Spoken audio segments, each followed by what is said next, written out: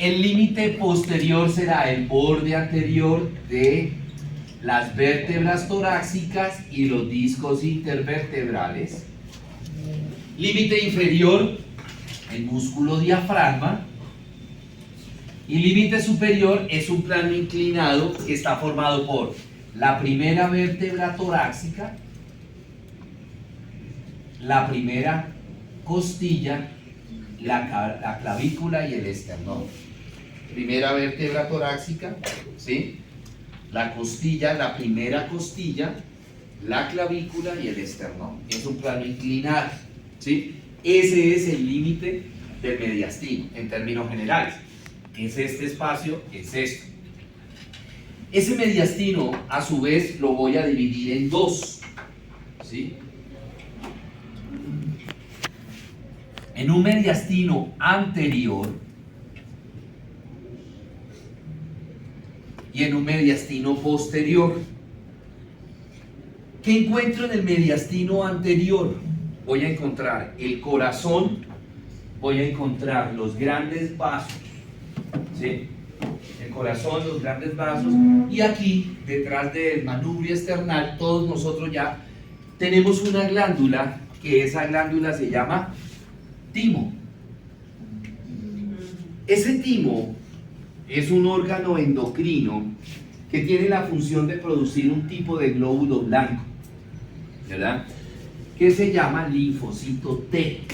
Linfocito T. ¿Y cuál es la función? Así brevemente, la función de ese linfocito T. El linfocito T, cuando entra en nuestro cuerpo un microorganismo, cualquiera que sea, un virus, una bacteria, un parásito, lo que sea, el sistema inmunológico envía ya a un tipo de célula que se llama neutrófilo, macrófago. Y lo que hace ese neutrófago es fagocitar, comerse a ese antígeno, o sea, a ese microorganismo que lo vamos a llamar antígeno. En algunas ocasiones el macrófago logra destruir ese antígeno, en otras ocasiones no lo destruye, ¿sí? Entonces, cuando no lo destruye, ¿qué hace el antígeno? ¿Qué hace el macrófago? Llevar ese antígeno y se lo presenta a una célula que se llama el linfocito T. Se lo presenta, ¿sí? ¿Para qué? Para que se inicie una reacción inmune. Ese linfocito T, ¿qué hace? Se lleva ese antígeno y se lo presenta a otra célula que se llama el linfocito B. Ese linfocito B es un linfocito T que se especializó ¿en dónde? ¿A qué le suena B? ¿A qué? Al vaso, ¿sí? Y entonces ese linfocito B coge este antígeno y produce una cosa que se llama anticuerpo. Y ese anticuerpo trata de destruir ese antígeno. Esto ocurre 24/7, esto ocurre todos los días permanentemente, estemos despiertos, estemos dormidos. ¿Por qué, hombre? Nos subimos al bus y pues el ambiente está lleno de microorganismos, ¿sí? Agarramos la baranda, cualquier cantidad de microorganismos, ¿cierto? Pasamos por una construcción, todo ese pocotón de polvo que se está levantando, cualquier cantidad de microorganismos. Lo que pasa es que si tenemos un buen sistema inmune, se produce esto en grandes cantidades. Entonces, ¿qué puede suceder acá? Lo que sucede es que haya una muy buena cantidad de anticuerpos, entonces estos anticuerpos destruyen el antígeno y no nos enfermamos. O puede suceder que la respuesta inmune sea baja, que haya muy poca producción de anticuerpos y entonces el antígeno gana y es cuando nos enfermamos. ¿Qué pasa con ese timo? Que ese timo, cuando el niño nace, ese timo es grande, aquí detrás del manubrio esternal es grande, y en la medida que ese niño va creciendo, ese timo va siendo reemplazado por grasa, de tal manera que hacia la edad de los 12 años ya no existe timo, sino lo que existe es una bola de grasa aquí detrás del manubrio esternal. O sea que a estas alturas del paseo ninguno de nosotros tiene timo. ¿Listos? Bueno.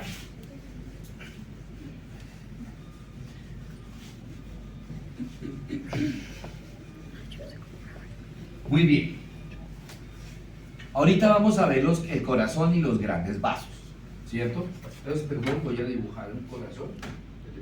Copio. El corazón está envuelto, ojo, está envuelto por una membrana que se va a llamar pericardio, ¿sí? Los libros están mal, porque los libros dicen que el corazón está dentro del pericardio, que el corazón es intrapericárdico, y eso es falso. ¿Por qué? Porque si fuera intrapericárdico estaría metido acá, ¿sí? El corazón está envuelto por esa membrana que se llama pericardio. Ese pericardio tiene dos hojas, como ustedes lo pueden ver acá. Tiene dos hojas, ¿cierto? Ya les digo que otro error hay en los libros. Tiene dos hojas. Una hoja que se llama la hoja fibrosa y otra hoja que se llama la serosa. La hoja fibrosa es la que yo veo, por ejemplo, cuando se está haciendo una cirugía corazón abierto, después de que se hace la esternotomía, se abre, inmediatamente veo yo el mediastino anterior y ahí veo el corazón. Y veo esa membrana blanca que está recubriendo el corazón. Ese es el pericardio, esa es la hoja fibrosa del pericardio, la hoja fibrosa del pericardio. Si yo abro esa hoja, ¿me puedes permitir tu saco, por favor? Imagínense que yo soy el corazón, ¿cierto?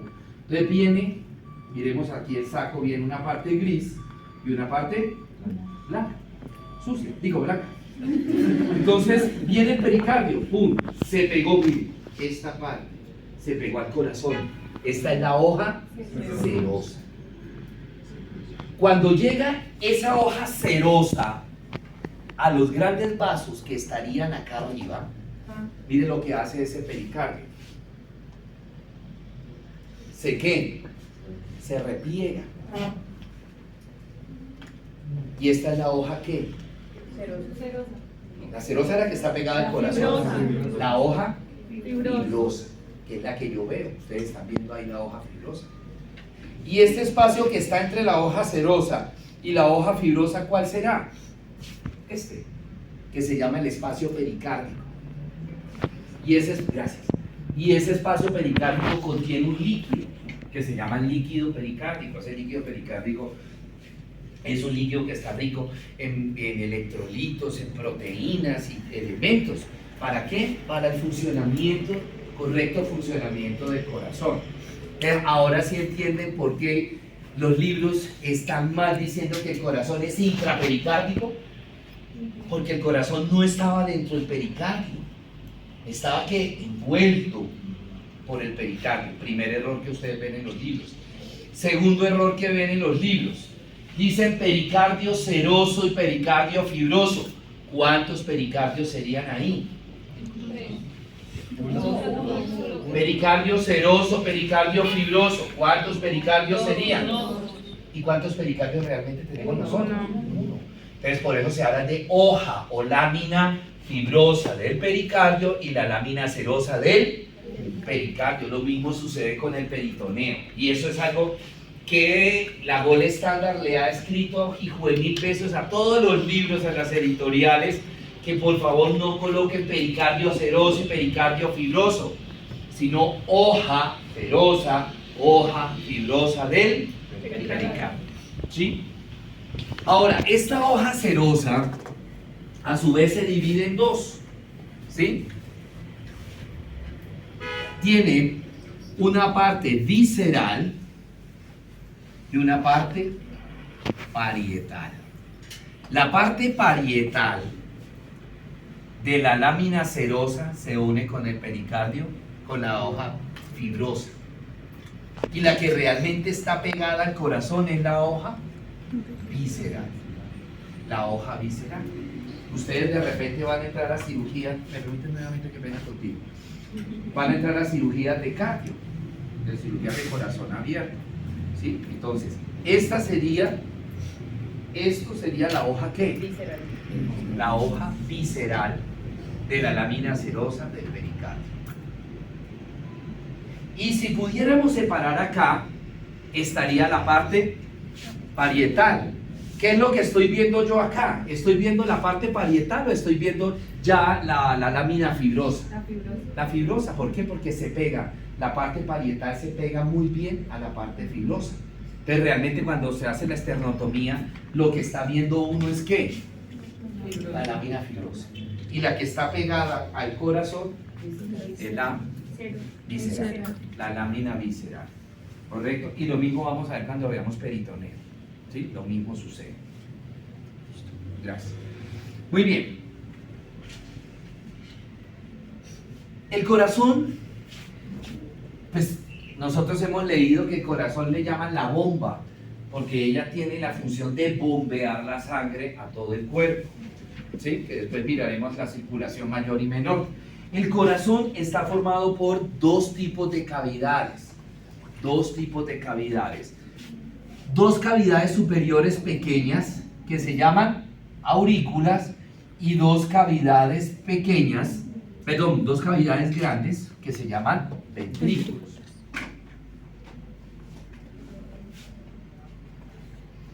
Dos cavidades superiores llamadas aurículas y dos cavidades inferiores. Entonces tendremos en las cavidades superiores tendremos aurícula izquierda, aurícula derecha, ventrículo izquierdo, ventrículo derecho. ¿Correcto? Y eso lo vamos a mirar ahorita en la disección, ¿verdad? Resulta que aquí, entre las dos aurículas, hay una pared, hay un tabique que se llama tabique interauricular.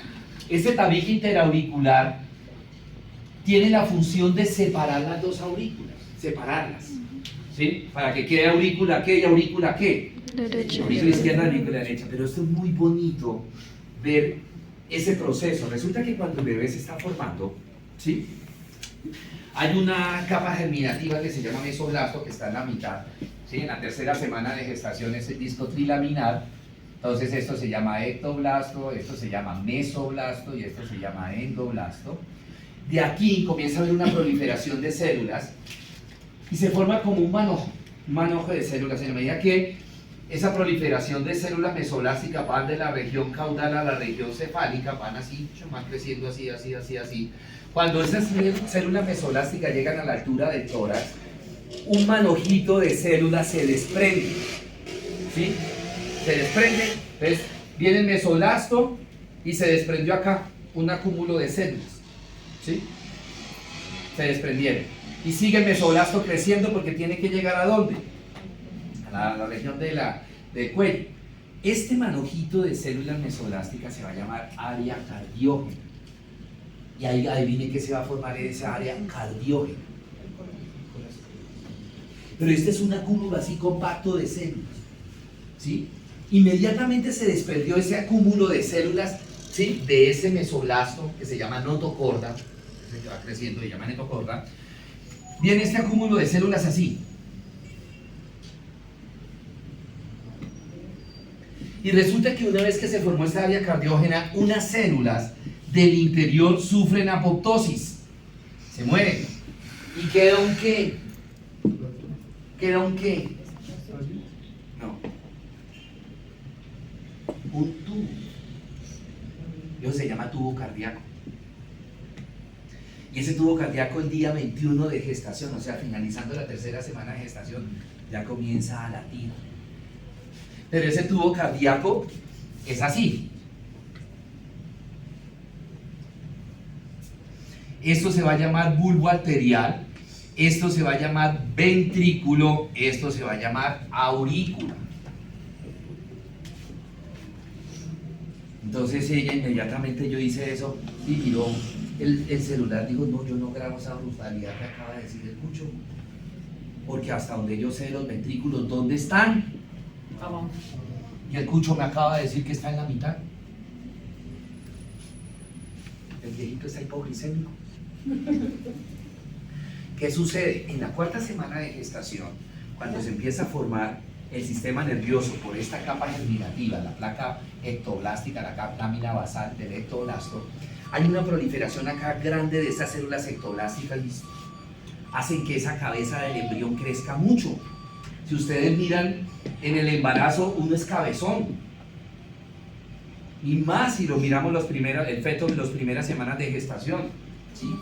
Nosotros somos, hasta que parecemos renacuajos. Así. Esa es la cabeza.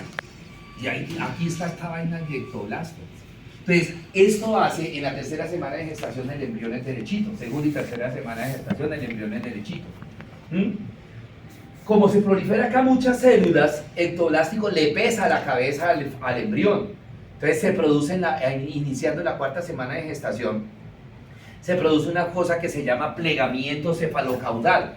Entonces el embrión que estaba así ahora por el peso hace esto y empieza a adoptar ya la forma fetal. En ese momento que se produce el plegamiento cefalocaudal, aquí en el tórax, en el tubo cardíaco y acá el abdomen, se mueven unas vísceras. Y entonces el tubo cardíaco, yo soy el tubo cardíaco, ¿cierto? Entonces acá está bulbo arterial, ventrículo, aurícula, rota, gira. La parte de abajo gira hacia adelante y hacia la izquierda. Y la parte de la mitad gira hacia atrás y hacia la derecha. Entonces hace este movimiento. Entonces, lo que estaba en la mitad, ¿sí? Ahora, ¿dónde queda? Abajo. ¿Y qué estaba en la mitad? El ventrículo. Ahora, ¿dónde queda? Y lo que estaba abajo pasa arriba. Queda la y queda la forma así, se llama asa cardíaca. Nosotros sabemos que es un asa. ¿Cómo? Algo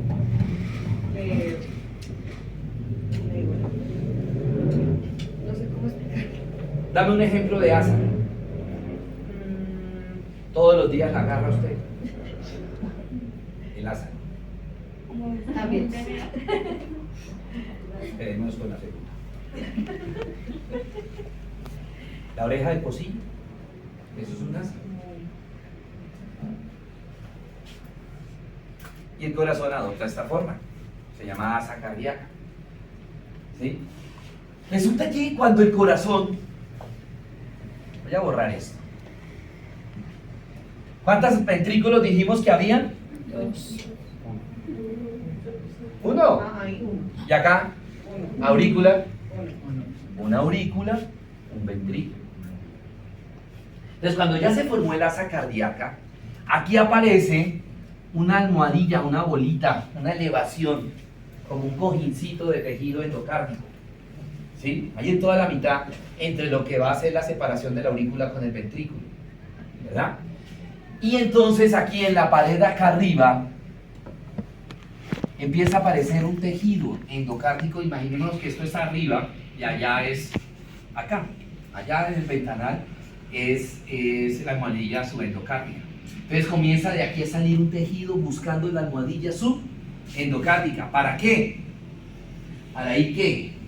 Empieza a aparecer este tejido acá. ¿Para ir qué? Correcto, para ir dividiendo la aurícula, las aurículas. Pero resulta que cuando llega ese tejido subendocárdico a la almohadilla subendocárdica, quedó muy delgadito y se rompe y queda un hueco. Ese tejido que empieza a salir se llama septum primum. Septum primum. Y cuando llegó a la almohadilla subendocárdica se rompió y me quedó una ventanita, un huequito que se llama ostium primum. Entonces, ese tejido de acá, se da cuenta, miércoles se rompió el tejido subendocárdico. Aquí estaba el tejido subendocárdico y se rompió. Entonces, el tejido endocárdico saca otro tabique para tratar de tapar ese hueco. Y aparece lo que se llama el septum secundum. Pero el septum secundum no logra tapar el huequito porque queda a un ladito. Imaginémonos que acá ustedes son el septum primum. Y por acá, imaginémonos que la compañerita no está, quedó el hueco. Eso es para andar chateando. Quedó el ostium primum. Entonces, aquí apareció el septum secundum, pero mire que no lo tapó, quedó al ladito. Ese agujero queda permeable todo el embarazo. Y en este momento ya tengo ¿cuántas aurículas? Y esto mismo sucede en el ventrículo, pero al revés, de abajo hacia arriba. Y aparece esto que se llama el tabique interventricular. ¿Cuántos ventrículos tenemos ahora?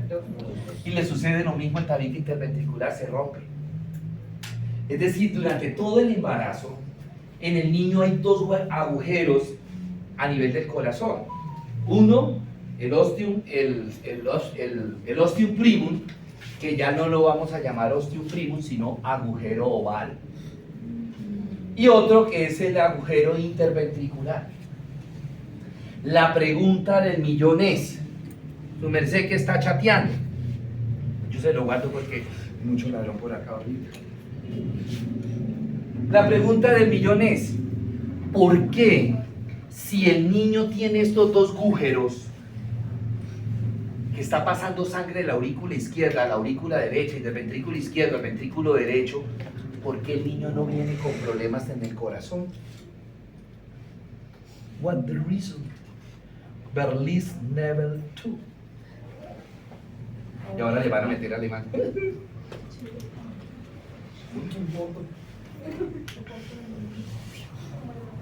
Ay. Que por qué si el niño viene con estos dos agujeros todo el embarazo, ¿por qué cuando el niño nace no viene con problemas cardíacos ya? Si ¿es normal que pase sangre de la aurícula izquierda a la aurícula derecha? ¿Es normal? Ay, sí. No, que tú decías que cuando el niño nacía se sellaba, ¿no? No Sí. tuve como un sello de esa Sí. por el líquido. Sí, pero ¿por qué el niño no viene con problemas si durante todo el embarazo Porque no? mientras Porque no lo está genera. en la placenta hay mucho oxígeno, tiene O sea, sí, lo que yo entendí en la clasita era que eso le proveía todo el oxígeno. ¿Quién? El amniótico. No. El amniótico alimenta. Porque comparte con la mamá. Va por ahí.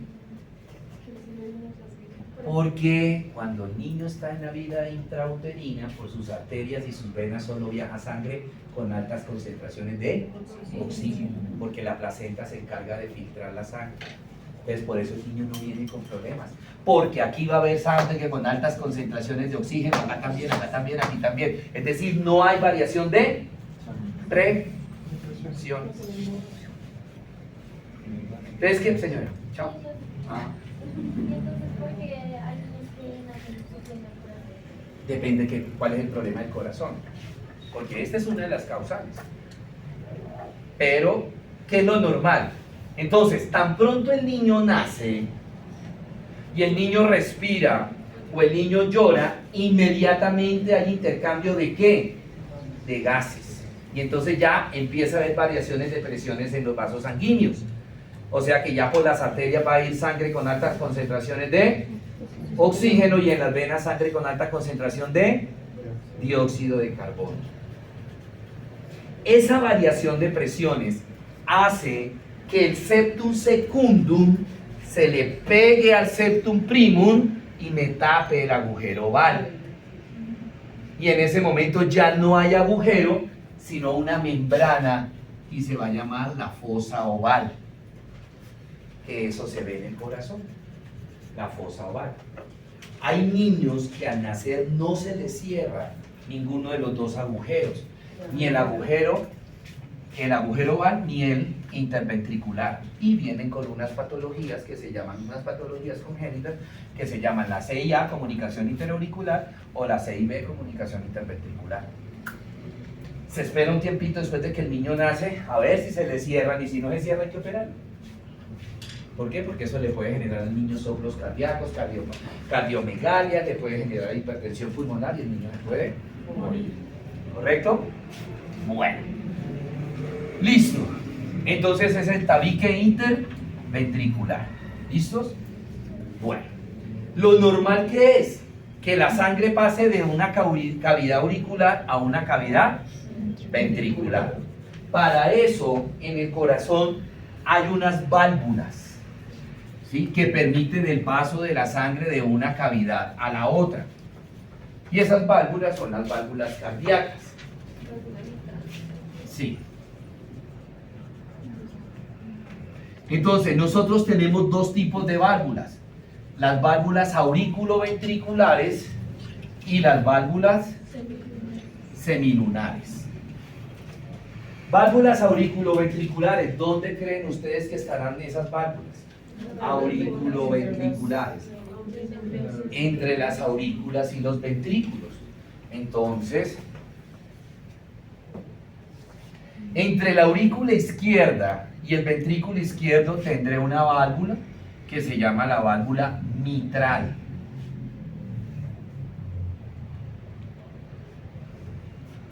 Aurícula izquierda, ventrículo izquierdo. Entre la aurícula derecha y el ventrículo derecho tendré otra válvula que se llama la válvula tricúspide.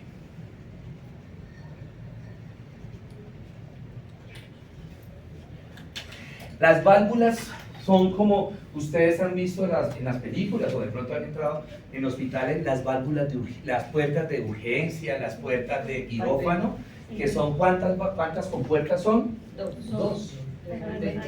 ¿Sí? Entonces, la válvula mitral tiene dos valvas, o sea, tiene dos ¿qué? Compuertas. La válvula mitral tiene dos valvas y la válvula tricúspide tiene ¿cuántas? Tres valvas. Mitral, dos valvas, tricúspide, tres valvas. ¿Sí? Listo. El corazón tiene cuatro tipos de músculos, cuatro músculos. Miremos primero, quitemos un pedacito del corazón. Aquí este pedacito lo quitamos. Voy a quitarlo. Y entonces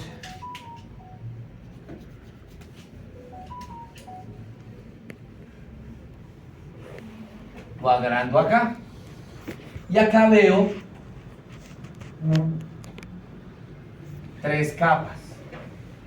Esta es la capa superficial que se llama epicardio, la capa de la mitad se llama miocardio y la capa más interna se llama endocardio. La hoja serosa del pericardio se pega al epicardio. El miocardio, ¿qué significa el prefijo mio? ¿Ah? Ya, todos los corazones del mundo son de todos los corazones tienen miocardio. ¿Qué significa el prefijo mio? Músculo.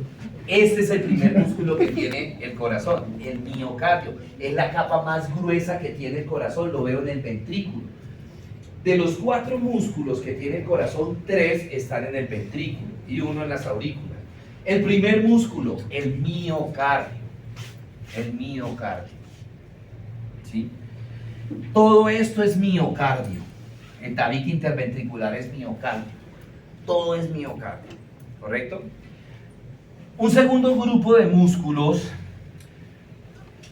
son como unas columnas y se van a llamar los músculos papilares. Músculos papilares. En el ventrículo izquierdo hay dos músculos papilares, uno anterior y otro posterior. En el ventrículo derecho hay tres músculos papilares, uno anterior, otro posterior y otro septal, o sea, está pegado en el tabique, sale del tabique interventricular. Segundo tipo de músculo, ¿no? Primero miocardio, segundo papilares, ¿sí? En la parte de arriba de esos músculos papilares van a ver ustedes que salen unas cuerditas, unos cablecitos que se van hacia arriba.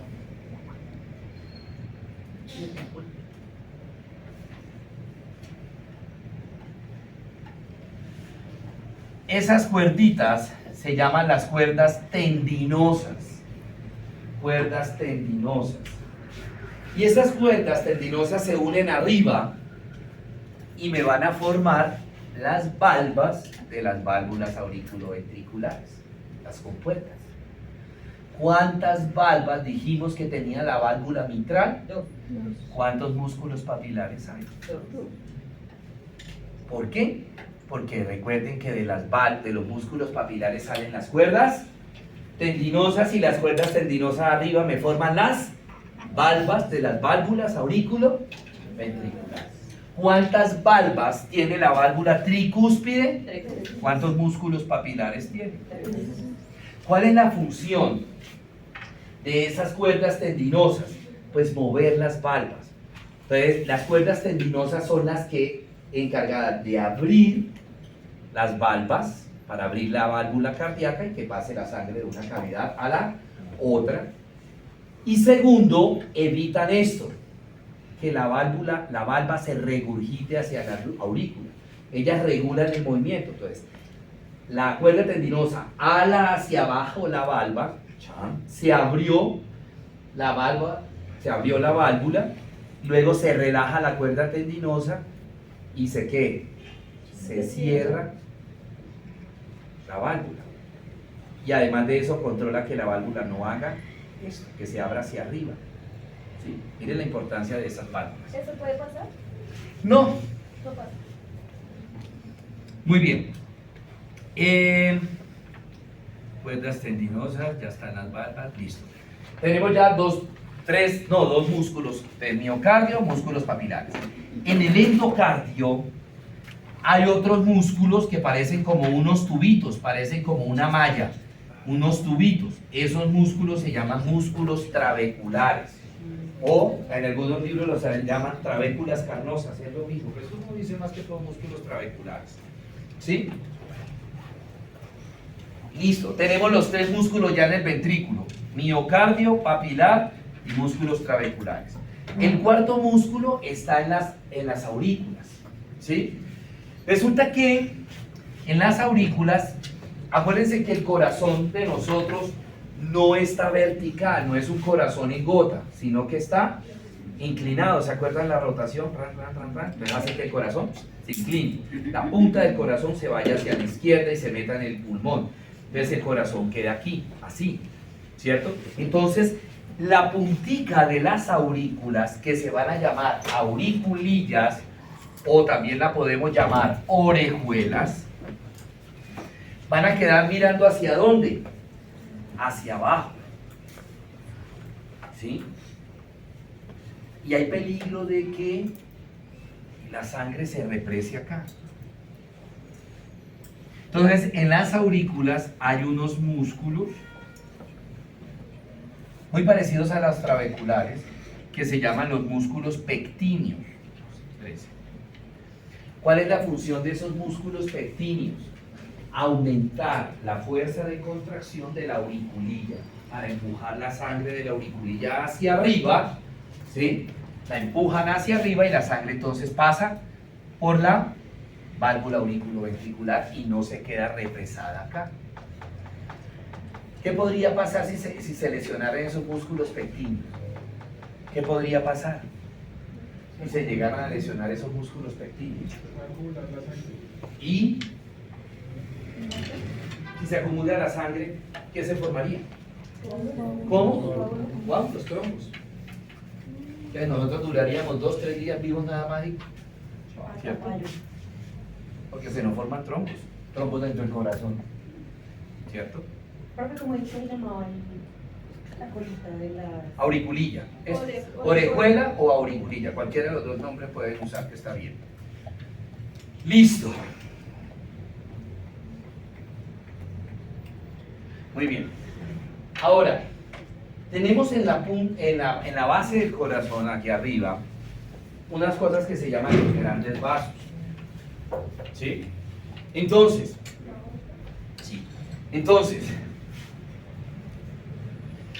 en el ventrículo izquierdo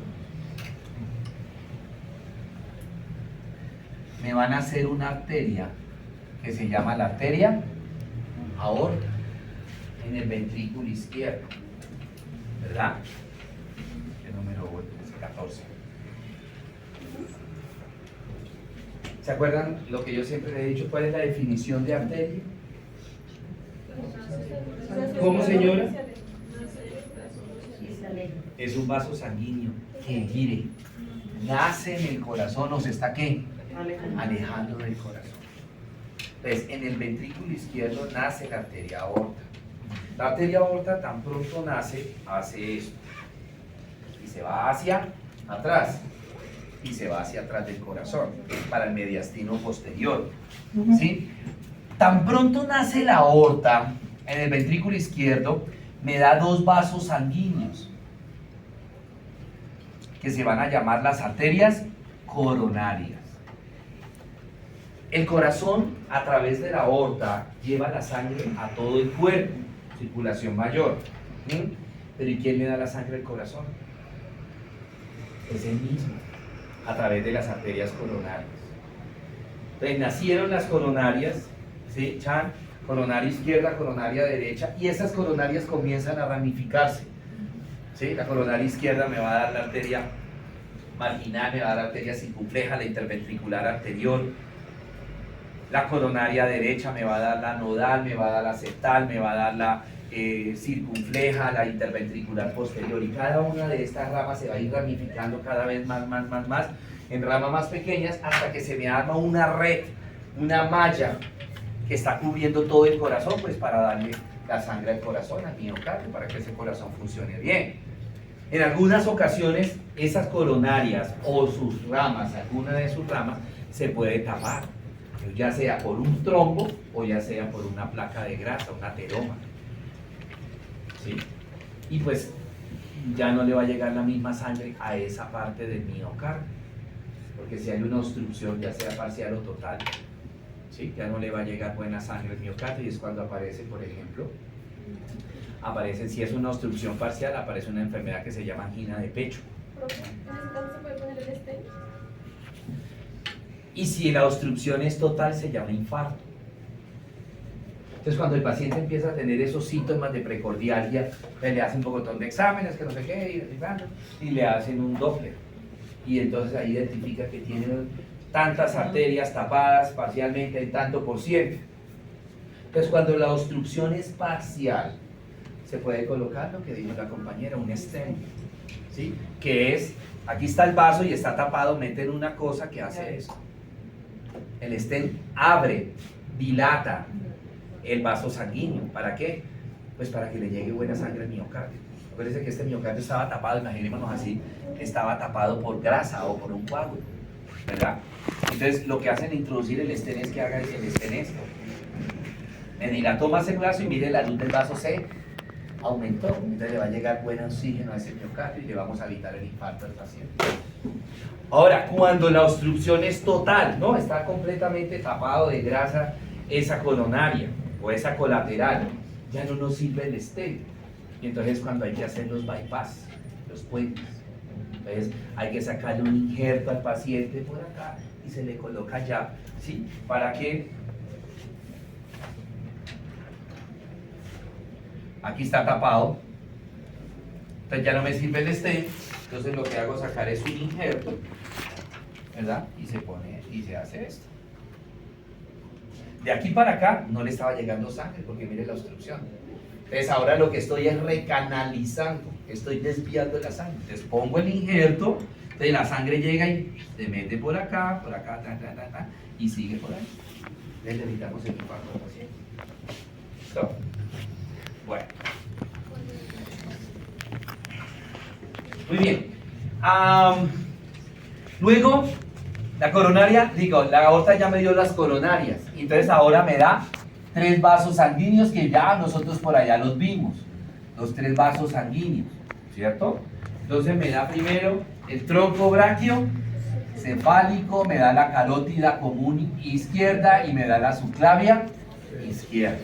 Si tenemos carótida común izquierda y subclavia izquierda, también tenemos que tener del lado derecho. Entonces el tronco brachiocefálico me da la carótida común derecha y me da la subclavia derecha. Creo que fue pregunta de parcial por ahí. ¿Listo? ¿Ya terminó? Muy bien. Ahora, del ventrículo izquierdo nació esta arteria que es la aorta. En el ventrículo derecho nace otra arteria, que se llama la arteria pulmonar. Arteria pulmonar. Ventrículo derecho. Entonces, del ventrículo derecho sale una sola arteria pulmonar, una sola arteria pulmonar, y la vamos a llamar tronco de la pulmonar, ¿cierto? Pero al ratico de que nació la pulmonar, esa pulmonar se me divide en dos, en una arteria pulmonar izquierda y en una arteria pulmonar derecha. ¿A dónde irán esas arterias pulmonares? A los pulmones. Ahorita vamos a ver aquí. ¿Para qué? ¿Sí? Ahora, ¿por qué el profe Henry dibujó la arteria aorta en rojo y la arteria pulmonar en azul? Para que viera más bonito. No, pero porque tiene la carrera oxígeno. La que hable ya, que ya está que habla. ¿No? Profunda y ¿Ah? anterior y posterior. No. Otra vez la preguntita. ¿Que por qué el Cucho dibujó la aorta en rojo y la pulmonar en azul? Bueno,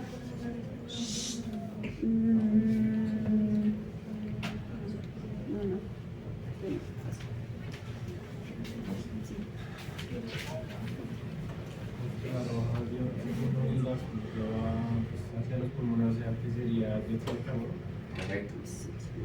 Por eso esa definición que nos dieron en el colegio y que todavía la siguen dando, es que la arteria es un vaso sanguíneo que lleva sangre oxigenada. Falso, porque la arteria pulmonar, según ese criterio, no lleva sangre oxigenada, sino sangre desoxigenada, porque va para los pulmones, correcto, muy bien. Va llevando, porque aquí llega la circulación menor. Entonces, esta sangre que llega acá es sangre con altas concentraciones de CO2. La lleva la pulmonar, ¿a dónde? A los pulmones. ¿Para qué? Para que haya intercambio de gases. Entonces, por eso yo creo que, no sé si lo decía al principio o en algún momento, ya eso bórrenlo, que una arteria no lleva sangre oxigenada, sino sangre con altas concentraciones de oxígeno. Y está la excepción, que es la arteria pulmonar. ¿Sí? La arteria pulmonar. Resulta que entre la arteria o entre los ventrículos y cada una de las arterias, aorta y pulmonar, hay otra válvula que se llaman las válvulas semilunares. ¿Sí? Entonces, la válvula semilunar que permite el paso de la sangre del ventrículo izquierdo a la arteria aorta, pues ¿cómo se llamará esa válvula? No. Del ventrículo izquierdo a la arteria aorta, ¿cómo se llamará la válvula? No. La aórtica, la válvula aórtica. ¿No ve que está en el momento que nace la aorta? ¿Y cómo se llamará entonces la válvula que lleva la sangre del ventrículo derecho a la arteria pulmonar? La válvula pulmonar. Ahí están las dos semilunares. La aórtica y la pulmonar. ¿Listos? Muy bien. Entonces, dijimos que las arterias eran un vaso sanguíneo que nace en el corazón o se aleja del corazón. ¿Se nos está cumpliendo eso? Ahí está, la aorta nació en el ventrículo izquierdo, la pulmonar nació en el ventrículo derecho, y cada una se está alejando. Listo, perfecto. ¿Qué era una vena, entonces? Vaso sanguíneo. Ajá, un vaso sanguíneo que ¿qué?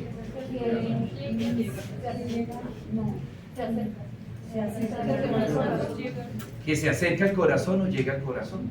¿Se acuerdan cuando hacíamos los dibujos de las venas? Empezaba por dónde, en la extremidad superior, en las digitales, el arco venoso, que la cefálica, la basílica, o que la radial, la cubital, ¿sí? Entonces, al corazón le van a llegar unos grandes vasos que se llaman como venas. Ahora, ¿a qué parte del corazón le llegan las venas? Si las arterias nacieron en el ventrículo, las venas ¿a qué parte del corazón llegan? A las aurículas. A las aurículas. Entonces, a la aurícula, perdón, lo hago así. A la aurícula derecha le llega una vena que se llama la vena cava superior. Número 23. Vena cava superior. A la aurícula derecha le llegan dos venas. Una llega por la parte 26.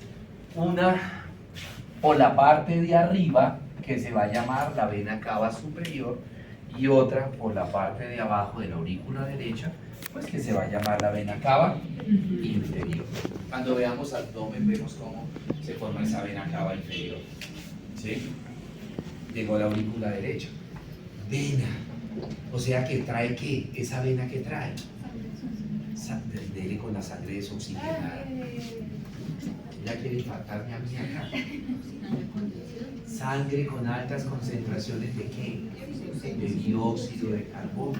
Entonces, esa sangre que viene de acá y de acá con altas concentraciones de dióxido de carbono llega ¿a dónde? A la aurícula derecha. Esa sangre pasa ¿a cuál? Del ventrículo derecho pasa ¿a dónde? ¿Cómo que aurícula? ¿A la qué? Y esa arteria pulmonar, a la arteria pulmonar, sí. Y esa arteria pulmonar me la lleva ¿a dónde? A los pulmones. Y allá en los pulmones dejan dióxido de carbono. Dejan dióxido de carbono allá. Circulación menor. A la aurícula izquierda le llega otra vena. ¿Sí?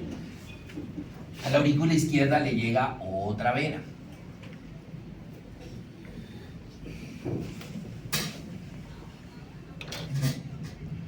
Esa vena, ojo, esta era la arteria pulmonar, ¿no? La que dibujamos en azul.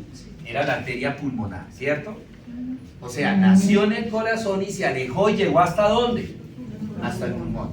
Entonces tiene que haber algo que que traiga del pulmón al cuerpo. ¿Cuál va a ser? La vena pulmonar. ¿Qué trae esa vena pulmonar? ¿Qué trae? ¿Cómo? ¿Cómo? Sangre con altas concentraciones de oxígeno. La arteria pulmonar, imaginémonos que este es el pulmón, yo soy una de las ramificaciones de la arteria pulmonar. Traje ¿qué? Desechos, residuos. Los traje acá, a través de unas ramificaciones llegan hasta los alvéolos y estos alvéolos se encargan de botar ese dióxido de carbono a través de ¿qué? De la aspiración.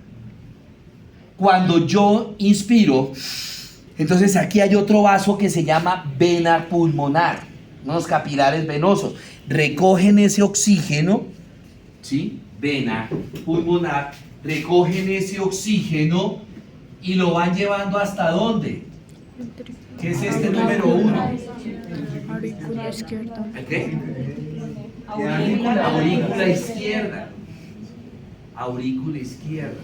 Entonces llega sangre con altas concentraciones de oxígeno de la vena pulmonar, ¿a dónde llega? Aurícula izquierda. ¿Esa sangre pasa a dónde? Del ventrículo izquierdo pasa a dónde? A la vena aorta, a la arteria aorta, y la aorta se encarga de repartirla para todo el cuerpo, circulación mayor. Entonces, las venas, todas las venas llevan sangre con CO2. No, pregunto, ¿todas las venas llevan sangre desoxigenada? No, porque también está la excepción, que la vena pulmonar lleva sangre con altas concentraciones de oxígeno. Ahora sí les quedó claro por qué no puedo decir que las arterias llevan sangre oxigenada y las venas sangre desoxigenada. Porque tenemos dos excepciones. La arteria pulmonar lleva sangre con altas concentraciones de CO2 y la vena pulmonar trae sangre con altas concentraciones de oxígeno. ¿Listo? ¿Quedó claro? Bueno, muy bien. Preguntas, dudas, inquietudes. Preguntas, dudas, inquietudes. 24 y 25, ¿qué son exactamente? Miércoles. Aquí, esta es la válvula aórtica y la válvula pulmonar. Válvula.